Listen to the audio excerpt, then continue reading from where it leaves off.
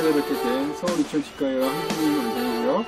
지난번에 이어서 오늘도 바로 정의영 교수님을 모시고 지난번에 이제 논문이 완성되는 과정에 대해서 자세히 알아봤어요. 굉장히 어려운 과정이에요. 그래서 그런 거를 어디서 좀 들을 기회도 없고 한데 아마 논문을 준비하고 계신 일반 선생님들한테는 꽤나 도움이 됐을 시간이라고 저는 생각하고, 개인적으로요, 이렇게 생각하고 있습니다. 그렇다고 제가 논문을 열심히 쓸 거라는 건 아니고요. 저는 이미 간세대이기 때문에 밑에 우리 치고 올라오신 선생님들이 아주 열심히 더 해주실 거로 믿습니다. 자, 교수님 지난번에 굉장히 도움되는 내용 말씀해 주셔서 감사하고요. 오늘은 이제 본문 내용을 사실 좀 설명해 주셔야 돼요. 그래서 Volume Stability of Augmented Sinus using a Collagenated Bovine Bone Mineral Graft in case of Perforated Shinoidal Membrane에 대한 실험을 이거를 이제 인트로덕션부터 이제 중요 포인트 짚어주시면서 결과도 소개해 주시고 해주시면 좋겠어요. 예. 오늘 소개드릴 논문은 작년이죠. 재작년인가? JCP에 출판되었던 논문인데요. 표지 논문으로도 채택이 되어서 저널의 맨 앞장에 사진이 이제 나오기도 했던 논문입니다. 논문 아이디어를 할 때 말씀을 드린 적이 있는데요. 이제 꼬리에 꼬리를 문다고 했는데 어떤 연구를 하나를 하게 되면 쓰다가 이런 리퍼런스가 있으면 좋겠다 생각이 돼서 그 다음 연구가 되고 또 하다 보면 요게 됐는데 다음 거 생각이 나고 그래서 계속 시리즈로 이렇게 나가게 되는데요. 이 연구는 임상에서도 많이 느끼지만 사이너스 퍼포레이션이 임상적으로 임플란트의 생존율에는 크게 영향을 주지 않는다고는 하지만 컴플리케이션으로 퍼포레이션이 많이 생기잖아요. 그래서 이게 어떻게 될까? 임상에서는 엑스레이로밖에 그걸 판단할 길이 없었어요. 실제로 골질에는 영향을 주지 않을까? 엑스레이에서 레디오팩하게 보이지만 이게 진짜 뼈일까?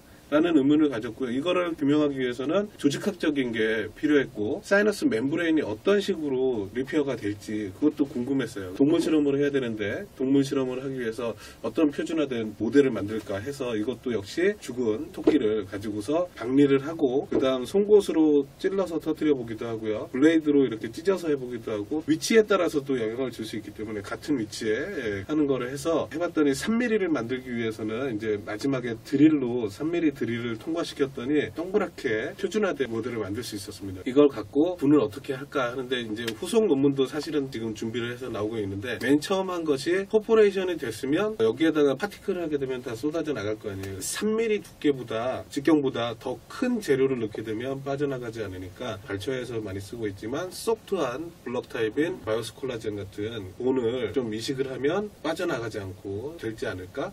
대신 빠져나가진 않았어도 골질에 영향을 주진 않을까 그런 의문을 갖고 이 실험을 기획하게 됐습니다. 실험 목적은 사실은 단순하면 단순할수록 좋아요. 대조군에 비해서 실험군이 좋다 나쁘다 좀 과학적으로 하면 유효성이 있는가 그거를 보기 위해서 이 논문을 기획을 했고요. 똑같은 조건으로 하되 단지 한쪽은 인텍트한 사이너스 멤브레인 실험군은 똑같은 크기 과학적 근거는 없지만 3mm를 기준으로 많이 하더라고요. 3mm 직경의 퍼포레이션을 만들고 거기에다가 똑같은 재료를 넣었을 때 치유가 어떻게 되는지 보자. 분석은 양적인 평가, 볼륨이 차이가 있는가 또는 질적인 평가로서 재생된 골량이 차이가 있는가 봤고요. 실험 과정 중에 보니까 바이오스 콜라겐 쓰셨어요, 맞죠? 예. 네, 바이오스 콜라겐을 적용을 하실 때 수화시켜서 하면 좀 약간 뭉개지잖아요. 예. 그거를 어떻게 좀 부셔서 넣으셨는지 그냥 통째로 덩어리채로 넣으셨는지 어떻게 넣으셨는 건가요? 블럭 타입으로 이제 박스 형태로 지금 바이오스 콜라겐이 제공되고 있는데요. 125mg으로 되어 있는데 부피로 봤을 때는 250에서 300 제곱밀리미터 그 정도 됩니다. 그래서 윈도우는 트래핀바 5.5mm 직경의 윈도우를 뚫었는데요.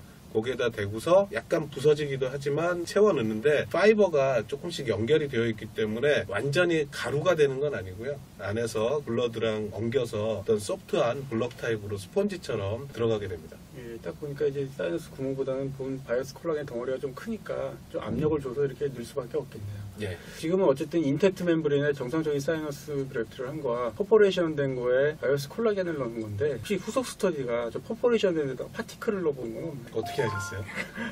제가 말씀을 안 드렸는데 정확히 하셨네요. 이렇게 될 거라고 우리는 생각을 하지만 파티클 넣어도 똑같이 안 빠져나갈 수도 있잖아요. 그렇죠. 그렇기 때문에 그게 논문화돼서 밝혀진 게 없어요. 바이오스 파티클 갖고 똑같은 모델에서 퍼포레이션 된 거 안 된 거에 파티클을 넣었습니다. 포일러가 되기는 그래서 이 결과랑은 다른 결과가 나오긴 했는데요. 볼륨 측면에서는 비슷한데 질적인 차이를 좀 보였어요. 거기까지만 하고요. 오늘 이제 제가 이따가 슬쩍 듣겠습니다.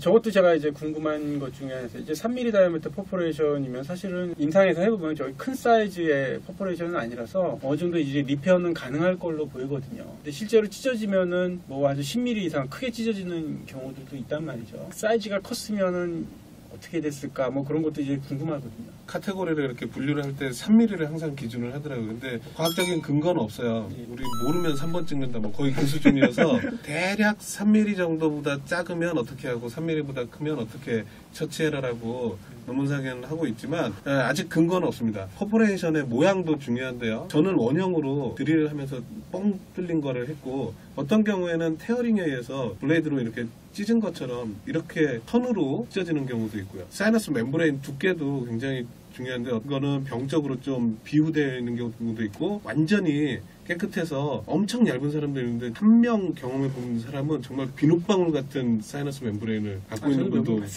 그래갖고 정말 핀포인트로 거상이 어느 정도 된 다음에 뻥 뚫렸는데 환자가 사라지죠? 숨 쉬는 순간 자기가 이렇게 비눗방울 터지듯이 쭉 하더니 그냥 터져버렸어요.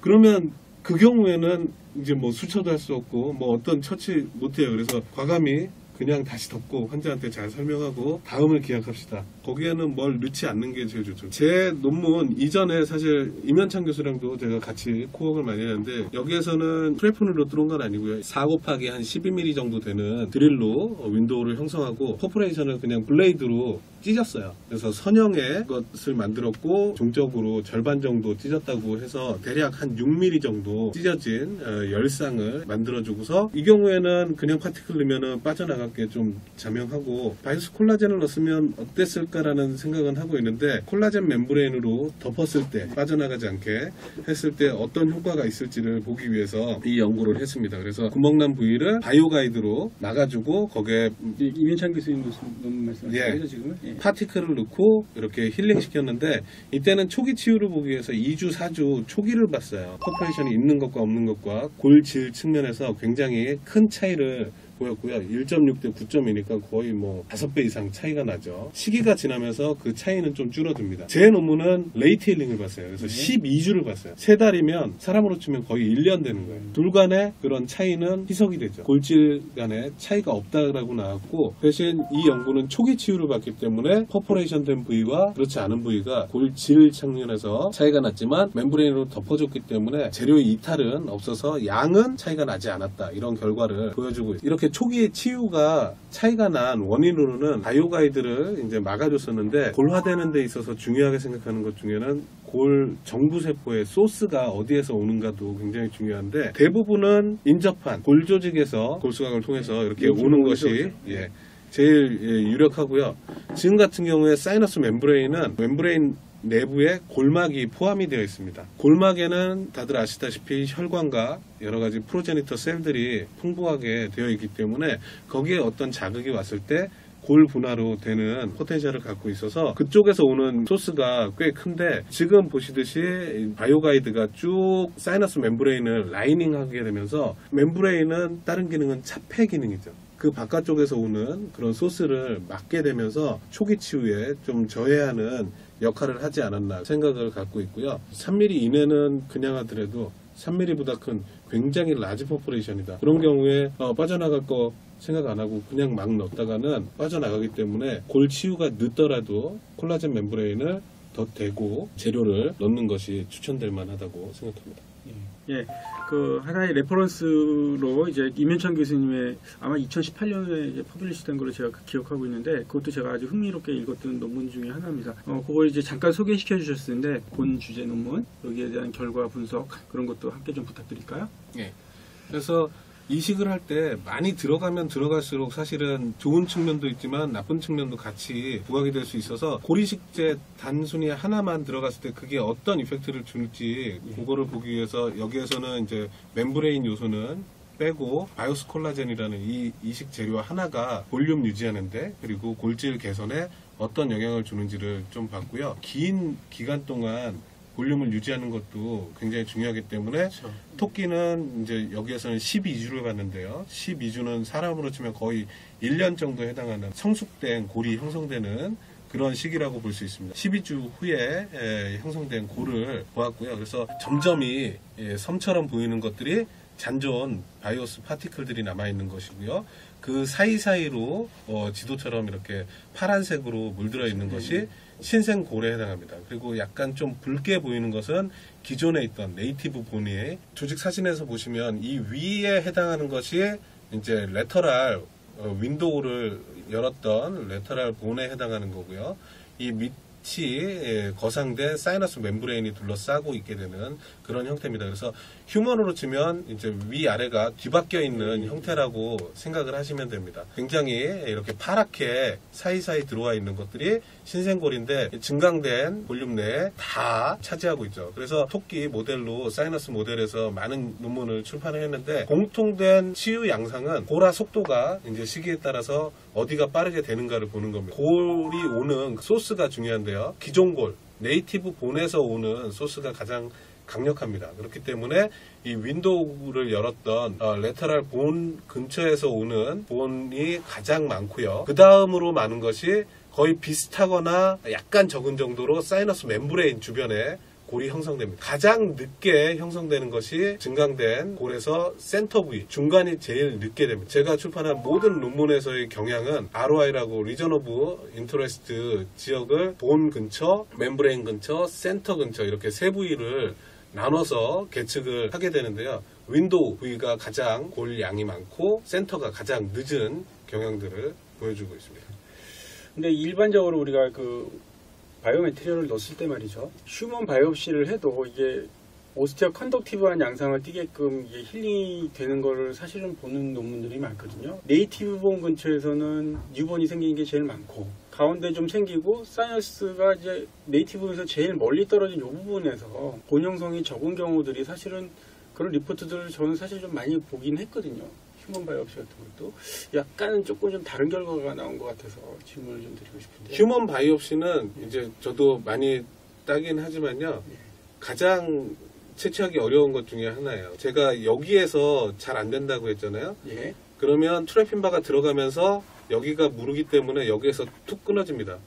더 깊이 있는 이 멤브레인에 있는 본을 채취하는 건 거의 불가능해요. 술자 자체도 거기에 퍼포레이션을 일으킬까봐 그 근처까지 가지도 않을 뿐더러 거기를 따내고 싶어도 그렇게 길게 따낼 수는 없습니다. 우리가 보는 휴먼 바이옵시에서 에이펙스 쪽이라고 하는 것은 거의 실제 증강된 부위의 센터에 해당하죠. 그러니까 휴먼 바이옵시에서 요만큼을 전장으로 보고 있기 때문에 이쪽이 많고 센터가 이제 가장 끝이기 때문에 가장 골 형성이 적다라고 하는 거지만 실제로 트래핀바를 기가 막히게 따서 여기를 뻥 뚫어서 전장을 뚫었다.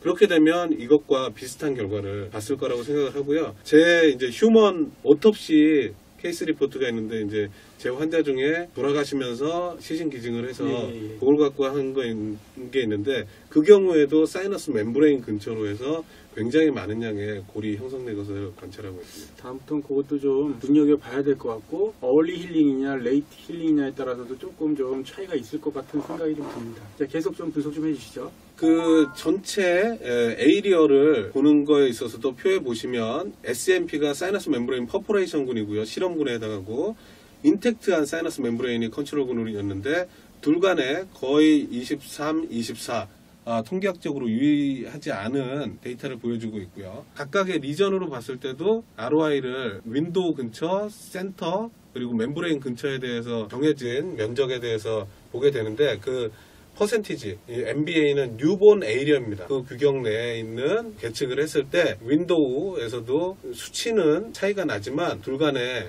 통계적으로 유의성은 찾지 못했고요. 윈도우에 비해서 센터가 더 두 군 모두 작은 수치를 보이고 있고 통계적으로도 군간엔 차이는 없지만 윈도우에 비해서는 센터가 현격히 낮은 뉴본 에이리어를 보이고 있습니다. 멤브레인 근처도 이제 이렇게 되어 있는데 평균 수치는 약간의 차이를 보이고 있지만 실제로 통계적으로는 차이를 보이고 있지 않고 약간 평균을 보면 이제 위치를 어디를 잡느냐에 따른 차이도 있겠지만 약간 대조군이 더 높은 경향을 보이기도 합니다. 토탈 어그멘테이드 에리어가 비슷하게 나온 걸로 보면 그래프트한 양이 이제 빠져나가지 않았다. 독자분들은 그렇게 이해를 해주시면 좋겠고요. 그 다음에 뉴본 퍼센테이지를 봤을 때 유의성이 있게 나오질 않은 걸로 보아서 컨터티적인 측면뿐만 아니라 퀄러티 측면에서도 퍼포레이션 된 것에 바이오스 콜라겐만 넣었을 때 그게 이제 유번 형성에 영향을 미치지 않았다. 그렇게 해석하시면 좋을 것 같아요. 정리를 해보면요. 조직 슬라이드를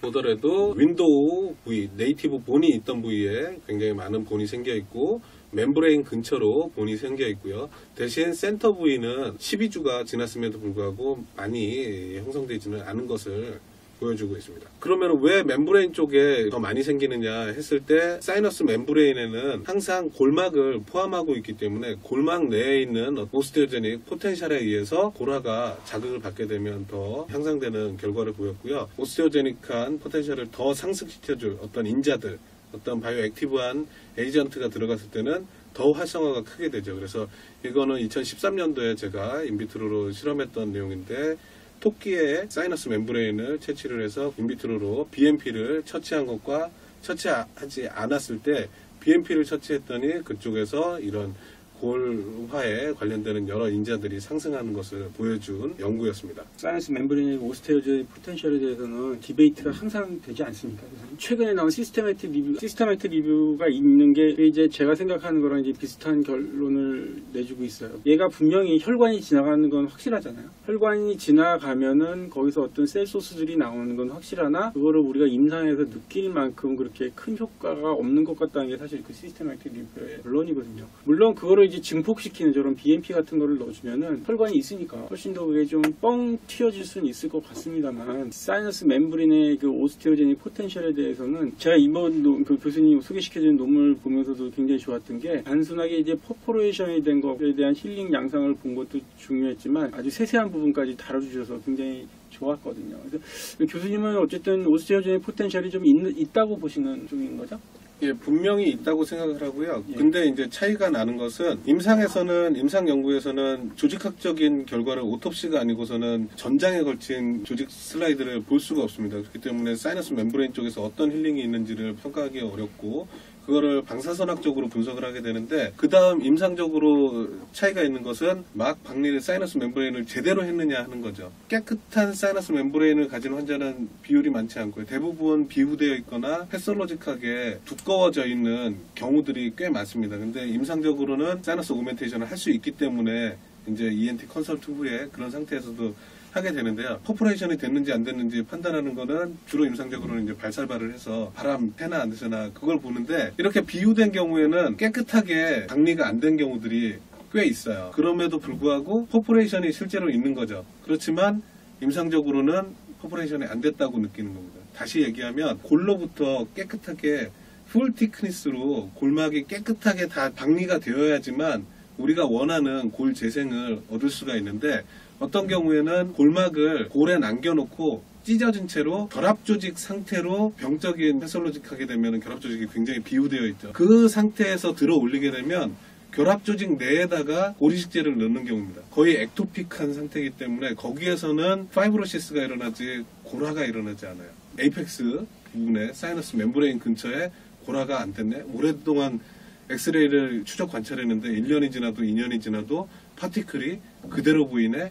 이런 경우는 골막을 완전히 깨끗하게 들어 올리지 않은 경우가 많습니다. 골막까지 깨끗하게 풀 티크니스로 사각동 막을 거상했다면 그 경우에는 시간이 지나면서 나중에 엑스레이를 보면 리모델링도 확실하게 일어나고 그 멤브레인 근처로 코티칼 라이닝처럼 이렇게 되어 있는 것을 많이 관찰할 수 있습니다. 이런 거는 정말 이런 시간이 아니면 좀 듣기 어려운 굉장히 중요한 포인트인 것 같습니다. 그래서 퍼포레이션 된 부위가 어떻게 치유가 되는지에 대해서도 궁금했기 때문에 그 조직 사진을 같이 넣었는데요. 요것도 되게 좋았던 것 같아요. 여기 보시면 우리가 호흡 상피는 PCC라고 그러죠. 저도 약자를 컬럼 실리에이티드 에피델리움인데 바닥에 이렇게 털처럼 나 있는 게 실리에이티드 된 그 상피 조직이고요. 여기에 가블리셀도 보이고 끝에 미세하게 이제 상피 실리에이티드 돼 있고요. 중간은 프로퍼로 좀 정상적인 인텍트한 쪽이죠. 그렇죠.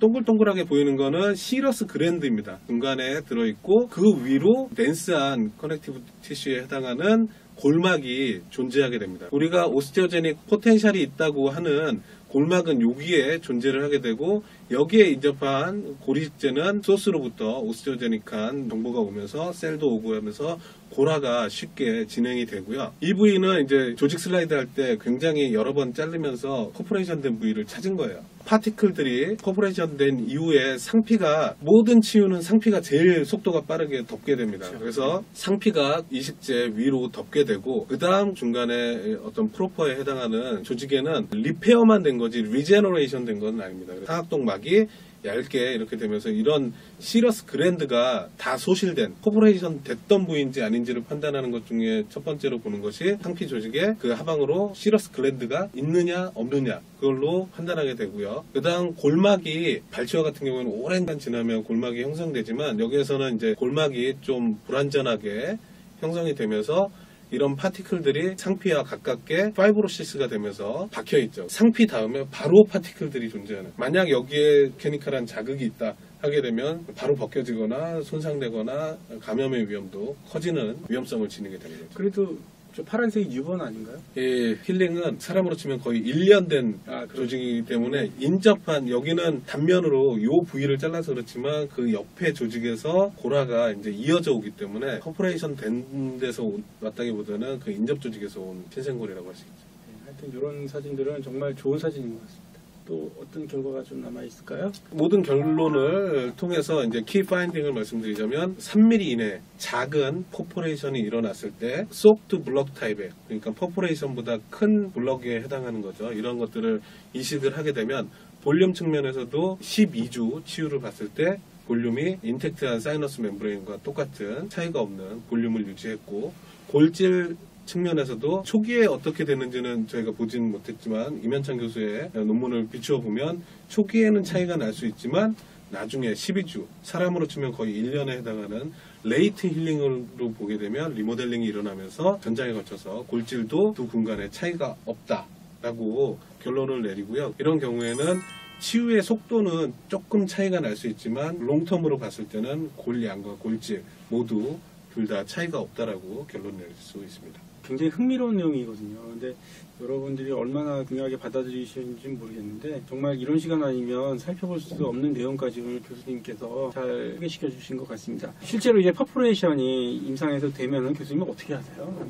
리페어를 좀 하실 것 같긴 한데요. 최대한 안 생기게 술전에 조심해야 됩니다. CT나 이런 것들을 위해서 주변 환경 그런 것들을 정밀히 좀 파악을 하고, 특히나 레터럴 월이 두껍다 하는 경우에는 그 윈도우를 형성하는 중간에 퍼포레이션 될 그런 찬스가 굉장히 많죠. 그렇기 때문에 그때는 온 신경을 집중해서 안 터뜨리기 위해서 굉장히 조심을 하고요. 그 다음 아까 사이너스 멤브레인 티크니스를 미리 사전에 파악을 해야 되는데, 두꺼우면 여기 안 터지고 되게 좋아 라고 생각할 수 있지만, 말씀드린 것처럼 골막을 남기고 결합 조직에서 박리하는 경우들이 많이 발생하게 됩니다. 항상 두꺼워도 팍팍 긁듯이 골막을 포함해서 풀 티크니스로 사이너스 멤브레인을 박리하려고 노력을 하고요. 만약에 퍼포레이션이 됐다, 고려해야 될 사항은 퍼포레이션 된 시기가 고려돼야 되고요. 만약 이 윈도우 하다가 드릴에 의해서 퍼포레이션이 됐느냐, 막 박리를 하는데 박리하다가 어디가 이렇게 찢어졌느냐, 고리식제가 굉장히 날카롭지 않습니까? 고리식제를 넣는 과정에서 얇은 사이너스 멤브레인 같은 경우는 고리식제가 이렇게 날카로운 면이 해서 찢어졌는지도 모르죠. 그 전까지는 괜찮았으니까. 끝난 다음에 아는 경우도 있죠. 그렇죠. 엑스레이 찍었더니 눈발 날리듯이 이렇게 퍼져 있는 경우도, 각각의 스텝에서 이제 찢어질 수 있는 환경이기 때문에 그런 것들을 판단해서 하게 되고요. 수술 중에 이렇게 퍼포레이션이 발생했다 하는 경우에는 우선은 크기를 판단하고요. 저절로 퍼지는 쪽으로 가는지, 대부분의 경우는 맨 처음엔 찢어졌더라도 조금 시간을 두고 보면 컨트랙션이 되면서 저절로 구멍을 좀 폴딩되면서 저절로 줄어드는 경우가 많습니다. 그 찬스를 높여주기 위해서는 인접한 부위를 박리를 넓게 해주셔야 돼요. 박리를 넓게 해주다 보면 그런 쪽에서 이제 땡겨 오면서 구멍이 저절로 좁아지면서 막히는 경우들이 생기기 때문에 최대한 주변을 박리를 넓게 해서 저절로 좀 크기가 줄어들도록 유도를 하고, 그럼에도 불구하고 숨 쉬면서 어떤 경우에는 얇은 사이너스 멤브레인은 저절로 점점 커지는 경우가 있는데, 그런 경우에는 이제 콜라겐 매트릭스라든지 코이시브한 멤브레인들 있죠. 덧대듯이 도배하듯이 쫙 붙여주면 걔네들이 멤브레인에 붙어 있으면서 보강해주는 역할을 하게 됩니다. 그 다음에 숨 쉴 때 펄럭거리는지를, 그러면 새지 않는다는 거거든요. 그런 것들을 판단하고 골을 천천히 주입해서 넣어주고요. 완전히 대책이 없게 펄렁펄렁 점점 숨 쉴 때마다 점점 이렇게 커지고, 도저히 뭐 10mm, 뭐 20mm 어디가 가장자리인지 파악할 수 없다. 그때는 뭘 하지 마시고요. 그냥 덮는 게 가장 좋은데, 문제는 그냥 덮으면 사이너스 멤브레인과 연조직 플랩과 엉겨 붙어버려서 나중에 재수술이 어려운 경우들이 있어요. 어디전도 있죠. 그렇기 때문에 윈도우 부위는 만약에 코어를 따내셨다가 재위치시킬 수 있는 형태면 본을 재위치시켜서 연조직끼리 서로 엉겨붙지 않도록 막아주시고, 그런 본 코어가 없다 하는 경우에는 차폐막을 사이에 대서 꼭 분리를 시켜서 힐링 시켜주는 게 재수술을 도모할 수 있게 하는 방법이라고. 요 내용에 대해서는 제가 올해 초에 한번 가제트 시간에 한번 중대 쪽에 대한 논문 소개시켜드리면서 언급을 드린 것 같습니다. 교수님, 그런 경우에 리엔트리를 나중에 또 수술을 해보셨을 거 아니에요? 네. 대개 멤브린이 어떻게 되어 있던가요? 그러면 약간 더 두꺼워져 있지 않나 싶은데요. 그렇죠. 스카티슈로 되어 있기 때문에 조금 질기고 수술하기는 조금 더 양호하게. 대신 박리할 때 어느 정도는 엉겨붙어 있기 때문에 샤프 다이섹션을 합니다. 그 윈도우 형성된 부위를 박리할 때는 샤프 다이섹션으로 이렇게 해서 하고, 그 다음 윈도우 가장자리를 찾아서 안쪽으로 다시 박리를 하게 되는데, 원래 있던 사이너스 멤브레인이 있고 샤프 다이섹션으로 인해서 원래 플랩에 있던 골막 쪽 이게 이쪽에 엉겨붙어서 같이 올라가는 그런 형태로 되기 때문에 실제보다는 굉장히 두꺼워지죠. 퍼포레이션을 덜 일으키게 됩니다. 아무것도 하지 마시고 그렇게 크게 젖었을 때 나오시라고 하는 게 저는 100% 동의하는 게, 저는 그게 그렇게 또 나쁘다고 생각도 하지 않아요. 어떻게 보면은 술자를 도와주게끔 수술하기 좀 좋은 환경이 되는 경우들이 사실은 더 많았던 것 같아요, 제 경우에서. 그래서 너무 두려워하지 마실 것을 선생님들한테도 좀 언급을 드리고 싶고요. 그리고 이면창 교수님 논문 이제 소개시켜 때 제가 질문 드리고 싶었는데, 퍼포레이션 되고 그러면 보통은 전통적인 방법에 대해서 콜라겐 멤브레인으로 사이너스 막에 이제 덧대지 않습니까? 네. 근데 한편으로 보면은 콜라겐 멤브린의 이제 오스티어 컨덕티비티를 얘기하는 리포트들도 많이 있단 말이에요. 근데 제 경험으로 보더라도 이 퍼포레이션이 많이 된 경우에 그럼 이제 힐링 포텐셜이 사이너스 멤브린 쪽에서 싹 없어졌을 텐데, 콜라겐 멤브린을 대고 나중에 이제 힐링된 걸 보면은 오히려 이제 콜라겐 멤브린이 오스티어 컨덕티비티를 한 것처럼 뉴 사이언스 플로우가 생각보다도 빨리 생긴 것들도 많이 봤거든요, 제가. 그런 거에 대한 의견은 어떠신가요? 운드가 생겼을 때 상피의 역할은 외부로부터 우리 몸을 빠르게 폐쇄시키는 게 목적이기 때문에 성장 속도가 가장 빠릅니다. 퍼포레이션이 일어난 이후에 고리식을 거기에다 했다 하게 되면 이게 얼마나 되면 그쪽이 막힐까, 이렇게 고민들을 많이 하시게 되는데요. 치주 같은 경우에도 접합상피 같은 경우에 속도가 하루에 0.8mm, 0.9mm 자란다고 할 정도니까 사이너스 멤브레인도 마찬가지입니다. 그래서 굉장히 빠른 속도로 운드를 겉을 폐쇄시켜서 우리 몸을 보호하게 되고, 그 다음 그 하방에 있는 결합 조직이 형성이 되면서 두꺼워지고, 그 다음 골막이 마지막으로 형성이 되게 되는데, 이때 콜라겐 매트릭스든 멤브레인이든, 멤브레인 바이오가이드 같은 경우에는 더 몇 주 동안 오랫동안 맞고 있으니까 더 좋을 수도 있고 차폐해서 나쁠 수도 있다는 제 개인적인 소견이고요. 콜라겐 매트릭스 같은 경우, 그냥 퓨어 콜라겐 같은 경우는 한 1주에서 2주 정도면 흡수가 되기 때문에 그 정도가 지나면 이미 블러드 클로스의 고리식제는 택트해지고, 우리가 호흡하는 정도의 자극에는 그렇게 자극이 강하지 않기 때문에 모여있던 본 매스가 막 빠져나가고, 그 시기는 이미 지났다고 생각을 합니다. 그리고 상피도 일주일에서 2주일 정도면은 아주 막 완전히 훌러덩 떨어져 나간 게 아니라면 3mm나 5mm 요 정도는 거의 폐쇄가 되고, 그 사이까지 콜라겐 매트리스는 막아주고, 그 사이 안에 보는 블러드 클로스로 말랑말랑하지만 덩어리를 이루고 있고, 볼륨이든 치유든 치유에 문제를 일으키지는 않을 거로 생각합니다. 그 연세대 치주과 특집 두 번째 시간에는 본 논문 내용, 퍼포레이션 된 부분에 바이오스 콜라겐을 이식했을 때 어떤 식으로 힐링이 되는가, 그걸 곁다리로 사실은 더 중요한 내용들이 많았습니다. 저자직감 정유영 교수님을 모시고 너무 좋은 시간을 가졌던 것 같습니다. 지난 시간에 이어서 한번 이렇게 괴롭혀 들어보셨나요? 그래서 앞으로도 더 이제 큰 일을 좀 하실 거기 때문에 오늘은 이쯤에서 저희가 접어야 될 것 같습니다. 교수님 나와주셔서 너무 감사하고요. 초대해 주셔서 감사합니다. 앞으로도 이제 좋은 연구 활동 부탁드리겠습니다. 감사합니다.